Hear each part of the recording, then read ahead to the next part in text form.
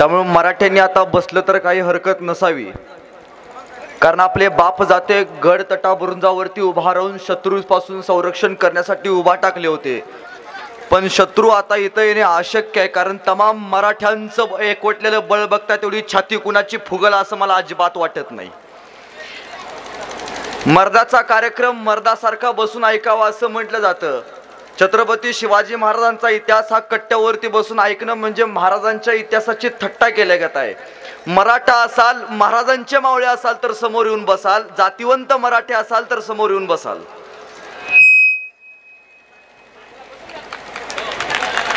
कारण मराठा जातीवंत असतो, जातीवंतच मराठा खाली बसून महाराजांचा इतिहास ऐकतो. बाकी सगळे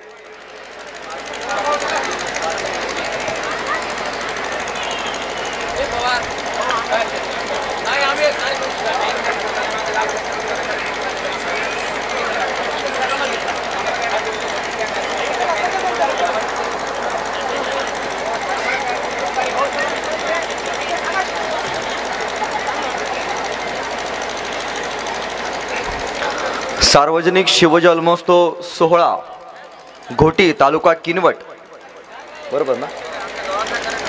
या ठिकाणी राजा शिवछत्रपती तरुण पोरांच्या मनामध्ये रुजावा. ज्या महाराजांनी या महाराष्ट्राला इतिहास शिकवला, ज्या महाराजांनी या महाराष्ट्राला जगण्याची प्रेरणा दिली, राजा शिवछत्रपती ज्या राजाच्या काळजाच्या निधड्या छातीवरती अखंड हिंदू स्वराज्य उभा राहिलं, त्या राजाला आपण ऐकण्यासाठी आलात त्याबद्दल पहिल्यांदा सगळ्यांचे आभार व्यक्त करतो. मोठ्या संख्येत उपस्थित असणाऱ्या आमच्या आया आणि नेहमीप्रमाणे कमी संख्येत उपस्थित असणारे आमचे बाप, त्यामुळे आयांनी पहिल्यांदा टाळ्या वाजवायला काय हरकत नाही. आणि पहिल्यांदा सांगतो, तुमच्यासाठी 600 किलोमीटरचं अंतर पार करून आलोय बरं का. टाळ्या वाजवल्या तर मनापासून वाजवायच्या, उगत टिकल्या वाजवल्या आणि टाळ्या वाजवायच्या नाही त्या. कारण तुमच्या सगळ्यांच्या टाळ्यांची दात ही सुदर्शन शिंदेची जायदाद आहे. हा कुठला ऑर्केस्ट्रा बाकीचा कार्यक्रम नाही, हा महाराजांचा इतिहास ऐकायला बसलेला. त्यामुळं महाराजांचा मावळा कसा असतो, मान ताठ करून अभिमानानं स्वाभिमानानं बसतो, त्या कमतरतेनं त्या तत्परतेनं तुम्ही बसाल अशी आशावाद व्यक्त करतो. बोला छत्रपती शिवाजी महाराज की. ही किलकारी रायगडाच्या मनामनाला मराठ्यांच्या कणाकणाला भेदून गेली.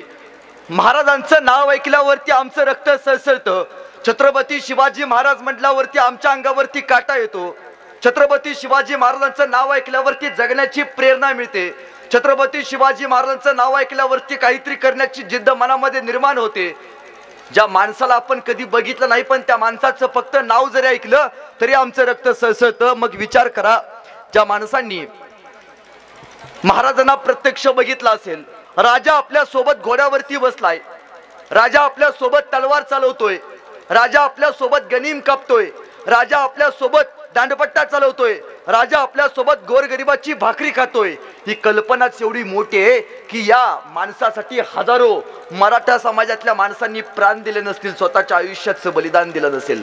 अहो, मैत्री कशी केली, माणसं अशी निर्माण केली. महाराजांचं फक्त नाव ऐकलं की तानाजी स्वतःचा हात तोडून गेला तयार व्हायचा, बाजी काका जीवाची बाजी लावायला तयार व्हायचा. मराठ्यांच्या अंगामध्ये हे बळ आलं कुठून, मराठ्यांच्या मनामध्ये लढण्याची प्रेरणा आली कुठून.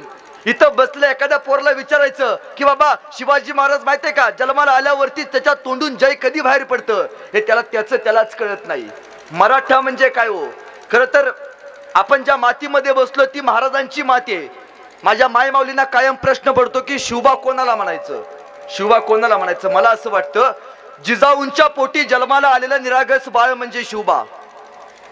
जिजाऊंच्या पोटी जन्माला आलेला निरागस बाळ म्हणजे शिवबा. इंग्रज, डच, फ्रेंच यासारख्या अत्याचारांचा कर्दन काळ म्हणजे शिवबा. एकीकडे संयमाचा घाट म्हणजे शिवबा आणि सळसळत्या मराठ्यांची लाट म्हणजे शिवबा. आम्हा कर्दनकाळी मराठ्यांना आलेली जाग म्हणजे शिवबा. आम्हा कर्दनकाळी मराठ्यांना आलेली जाग म्हणजे शिवबा. महाराष्ट्रातलं माणुसकी मोजण्याचं माप म्हणजे शिवबा. तुमचा, माझा आणि अखंड हिंदुस्थानाचा बाप म्हणजे शिवबा. तुमचा, माझा आणि अखंड हिंदुस्थानाचा बाप म्हणजे शिवबा. माझे एक अत्यंत लाडकी आणि सुंदर कथा मी नेहमी सांगत असतो. तुम्ही कधीतरी पंढरपूरला गेलात तर पंढरपूरला एक देव आहे, त्या देवाचं नाव पांडुरंग. काय नाव? घोटीची लोक मुकी नाहीत ना? काय नाव त्याचं? पांडुरंग. पांडुरंग म्हणजे काय? परमेश्वर. विठ्ठलाला जसं पुण्यापासून आळंदीची जशी वारी निघते, त्या वारीमध्ये जाताना लोक म्हणतात गोविंदा गोविंदा. काय म्हणतात? गोविंदा गोविंदा नाही हो, लोक म्हणतात काय? रामकृष्ण हरी. रामकृष्ण हरी का म्हणतो आपण? कारण वारीची वाट सुखकर व्हावी, पंढरपूरला जाण्याची वाट सुखकर व्हावी. तर पांडुरंगाला जसं रामकृष्ण हरीच्या गजरात जातो, का जातो? का कोणी अल्लाहू अकबर म्हणतं? ना, रामकृष्ण हरीच का? कारण वारीची वाट सुखकर व्हावी. त्याच विठ्ठलाचं प्रतिरूप आहे ते म्हणजे दक्षिण भारतात त्याला बालाजी असं म्हटलं जातं. बालाजी या शब्दाचा अर्थ मला असं वाटतो की बासुंदी, लाडू आणि जलेबी हे ज्याच्या घरात असतात ती सगळी लोक तिकडे जातात, कारण तो धनब्रह्म आहे आणि पंढरपूरचा विठ्ठल हा नादब्रह्म आहे. जसं पंढरपूरच्या विठ्ठलाला जात असताना आमची वारकरी मंडळी रामकृष्ण हरीच्या गजरात जाते, तस त्या बालाजीला जाताना लोक म्हणतात गोविंदा गोविंदा गोविंदा. मध्यंतरी माझ्या पेपरला बातमी आली होती, माझ्या म्हणजे सगळ्याचीच आली होती, की आपल्या प्रियकराला बरं वाटावं यासाठी एक प्रियसी तिरुमला ते तिरुपती उलट चालत गेली होती. मी म्हटलं आपल्याला पण बरं वाटावं म्हणून आम्ही सवत चालत जावं म्हणून आम्ही सवत चालत जायला निघालो. सगळे लोक म्हणायची गोविंदा गोविंदा, मी म्हणायचो गोविंदा गोविंदा. सगळे लोक म्हणायची गोविंदा गोविंदा, मी म्हणायचो गोविंदा गोविंदा. आमच्याबरोबर कोल्हापूरची एक आजीबाई आली होती. काको आता कोल्हापूरची आजीबाई तांबडा पांढरा रस्सा ठसक्याशिवाय बोलणार नाही. आम्ही सगळे लोक म्हणायचो गोविंदा गोविंदा. त्या आजीबाई म्हणायची आमचं पण तेच आहे. आम्ही सगळे लोक म्हणायचो गोविंदा गोविंदा. त्या आजीबाई म्हणायची आमचं पण तेच आहे. बराच वेळ असं झालं, कट्ट्यावरती गेलो, ताक पिलो, मावशीपाशी गेलो आणि मावशीला म्हणलो मावशी तुझं काय चालू आहे? आम्ही सगळं म्हणतो गोविंदा गोविंदा आणि तू म्हणते आमचं पण तेच आहे. ती म्हणजे अरे लेकांनो, तुम्ही ज्यांचं नाव घेता ना त्या आमच्या ह्यांचं बी नाव तेच आहे म्हणून म्हणलो आमचं बी तेच आहे. विनोदाचा भाग सोडा, पण 350 वर्षापूर्वी या महाराष्ट्राच्या मातीमध्ये काही कलंकसायांनी महाराजांचा इतिहास बदनाम केला. नवीन नवीन इतिहासकारांनी आमचं तेच आहे आमचं तेच आहे असं म्हणत म्हणत परत मातीमध्ये या राजा बदनाम करत राहिला. अहो, ज्या राजांनी आपल्याला जगण्याची प्रेरणा दिली, पण कोणीतरी उठतं म्हणतं छत्रपती शिवाजी महाराज जुने आदर्श होऊन गेले. आमची लोक शांत बसतात. कोणीतरी राजकीय नेता उठतो म्हणतो छत्रपती संभाजी महाराज धर्मवीर होते का स्वराज्य रक्षक होते, चौकटीत बांधलं जातं आमच्या राजाला, तरी आमची लोक शांत बसतात. राजकीय नेत्याने उठायचं, महाराजांवरती बोलायचं, आमची रक्त थंड पडली का हो? महाराजांचं नाव जरी ऐकल्यावरती आमच्या अंगावरती काटा येतो. अभिमानाने सांगतो आमच्या अंगातलं रक्त महाराजांचं आहे, आमच्या अंगातलं रक्त मराठ्यांचं आहे. ज्या राजाच्या नावाला डाग लागू नये म्हणून 18 पगड 12 बलुतेदार जातीतल्या माणसांनी स्वतःच्या जीवाची बलिदान या मातीसाठी दिली, त्या जातीतल्या राजावरती ज्यावेळी आरोप केले गेले तुमच्या माझ्या अंगातला वाघ का जागा झाला नाही, तुमच्या माझ्या अंगातली तितकी तत्परता का तयार झाली नाही? मी पहिल्यांदाच सांगतो, मी कुठल्याही राजकीय पक्षाचा वक्ता नाही, मी कुठल्याही राजकीय पक्षाचा नेता नाही. माझा पक्ष एकच आहे, तो म्हणजे स्वराज्य, आणि माझे मालक एकच आहेत, ते म्हणजे छत्रपती शिवाजी महाराज. त्यामुळे जिसका गुरु बलवान होता है उसका चेहरा पैलवान होता है. त्यामुळे कोणापुढे झुकायची मला गरज नाही. आपल्या इथे एक औरंगाबाद नावाचं शहर होतं, सरकारने त्याचं नाव बदललं आणि त्याचं छत्रपती संभाजीनगर केलं. तुमची माझी प्रत्येकाची मागणी होती की त्याचं नाव छत्रपती संभाजीनगर असावं. नाव बदललं. संभाजीराजांच्या महाराष्ट्रात संभाजीराजांच्या नावाला विरोध झाला. लोक म्हणली या शहराचं नाव छत्रपती संभाजीनगर नाही ठेवायचं. आमची लोक शांत बसली. छत्रपती संभाजी महाराज की. मग ही जय म्हणणारी मनगट्ट का शांत बसता? तो बापा समान असणाऱ्या संभाजी राजांच्या नावाला विरोध झाला. तुमच्या माझ्या अंगातला वाघ का जागा झाला नाही? तुमच्या माझ्या अंगातलं रक्त का तापलं नाही? एखाद्या राजकीय नेत्याला आपल्या कोणी उलट जरी बोललं तरी आमच्या अंगावरती काटा येतो. मग ज्या माणसानं पिढ्यानपिढ्यांचा उद्धार केला त्या माणसाला त्या महाराष्ट्राच्या मातीमध्ये विरोध व्हावा का तुमच्या माझ्या अंगातली अस्मिता जागृत झाली नाही?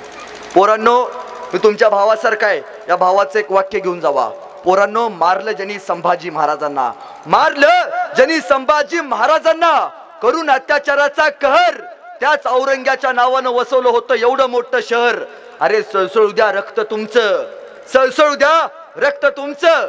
दाखवा पुन्हा एकदा जिगर आणि छातीत ठोकून सांगा, औरंगाबाद नाही तर छत्रपती संभाजीनगर, छत्रपती संभाजीनगर.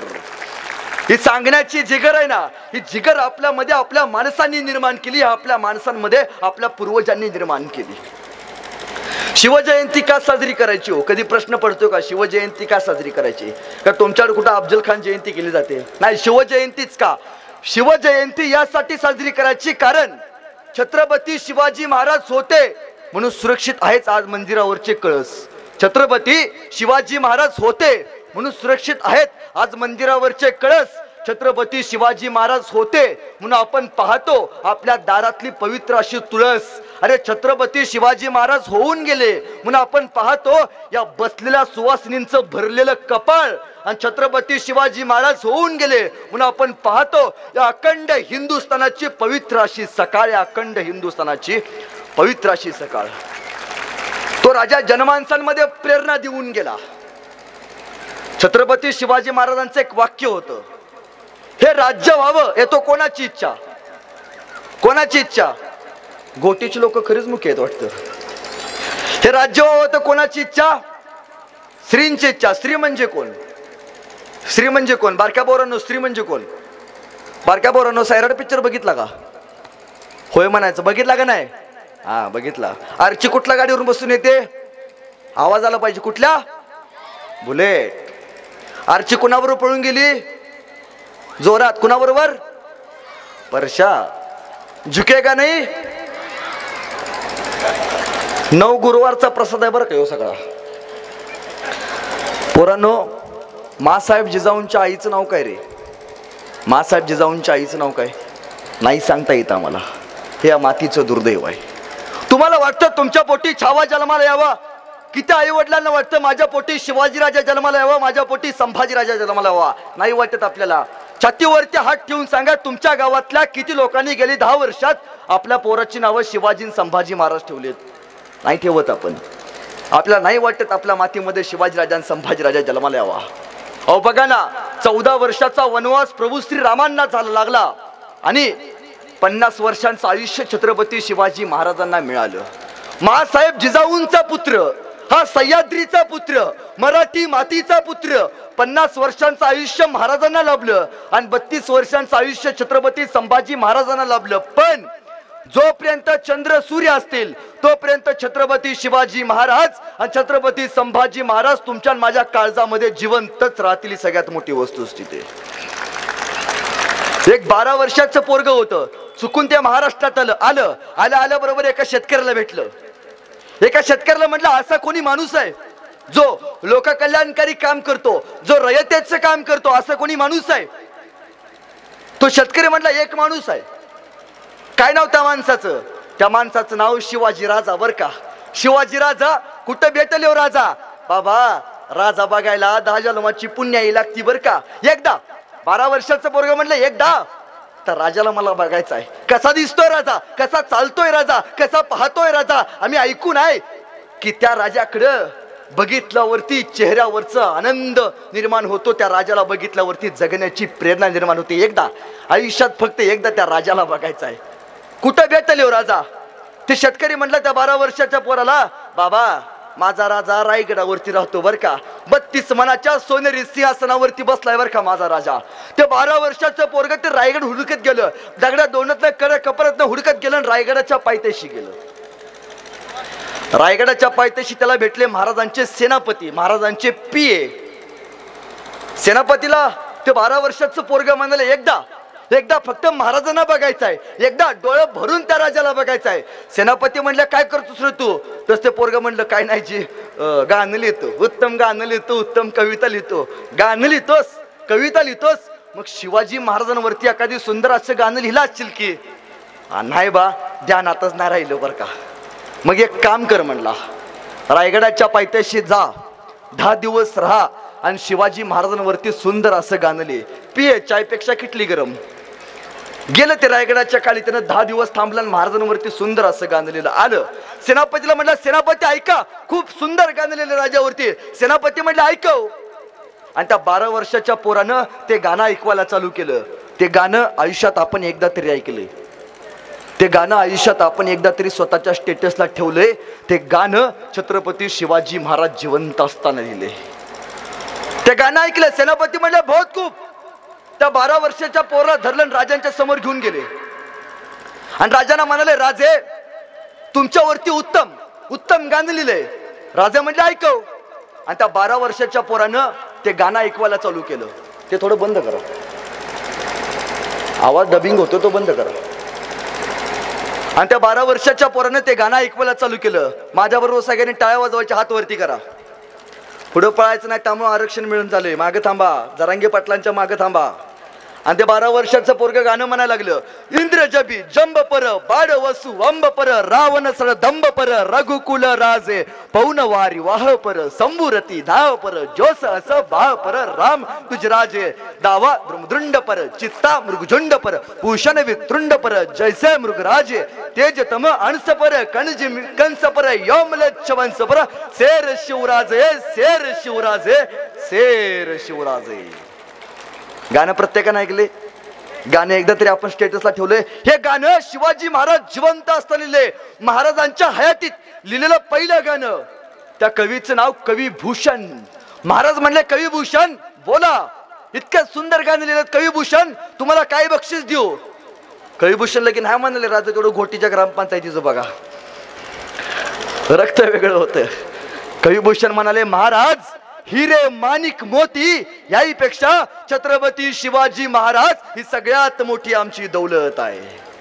काय मागून मागून मागितलं या माणसाने. अहो महाराज म्हणायचे मावळे तुमच्यासाठी काय पण, आणि मावळे म्हणायचे महाराज तुमच्यासाठी काय पण. आता आमची पोरं कुणासाठी काय पण म्हणायला लागली. म्हणजे ताईनं जिनं 9 महिने पोटात सांभाळून फाडून याला बाहेर काढला त्याचं काय नाही, 9 दिवस आयुष्यात आली की लगे म्हणतो तुझ्यासाठी काय पण. बर का आमच्या इकडे कवेवर का फार सुंदर असं म्हणतो, बाप काढलाच घराबाहेर लेका, बाप काढलाच घराबाहेर, दारात रडते माई पण, बायकोला मात्र रोज म्हणालास तुमच्यासाठी काही पण. अरे लोकच पोटाला जन्माला यावा म्हणून हिनं किती केलते नवस. लोकच पोटाला जन्माला यावा म्हणून हिनं किती केलते नवस. इकडून तिकडून तिच्या नवसाला देव सुद्धा पावला आणि तुझ्यासारखा पोरगा तिच्या पदरामध्ये घावला. लहानपणी माय माझी शेतात न्यायची, लहानपणी तुला ही माझी माय शेतात न्यायची. तुला ऊन लागू नये म्हणून स्वतःच्या पदराची सावली धरून राहायची. तुला भूक लागल्यावर तू जोर जोरात रडायचास. तुला भूक लागल्यावर तू जोर जोरात रडायचास. आणि माईचं दूध संपलं ना लेका तिचं रक्त सुद्धा ओढायचास. रक्त पिऊन पोचलास लेका, रक्त पिऊन पोचलास लेका. त्या रक्ताचा तरी ठेव मान, पवित्र अशा मातेचा करू नको अपमान. आता फक्त एक कर, आता फक्त एक कर, या माझ्या दारातल्या माईला घरात तेवढं आण. या माझ्या दारातल्या माईला घरात तेवढं आण. किती दिवस जगणार आहे लेका झाडावरचे पिकलं पान. तू गोडदोड खा, तू गोडदोड खा, पण माझ्या म्हाताऱ्या माईला शिळी भाकर तरी वाढ. आणि भाकर वाढताना जर तुझी बायको आडवी आली तर तिला घराबाहेर काढ. बायको तुझी बायको जाणारच नाही बेण्या, मी तुला बॉन्डवर लिहून देतो. कशावर लिहून देतो? तुझी बायको जाणारच नाही, मी तुला बॉन्डवर लिहून देतो. यदा कदाचित गेली तर पट्ट्या मला येऊन भेट, मी तुला दुसरी करून देतो. तू आंधळा नाहीस, तू आंधळा नाहीस, पांगळा नाहीस. तुझी तुलाच कळली नाही किंमत. नवरा माई बापाला सांभाळतो म्हणून घर सोडून जाण्याची कुठल्याच बायकोत नसते हिम्मत. अरे तुला वाट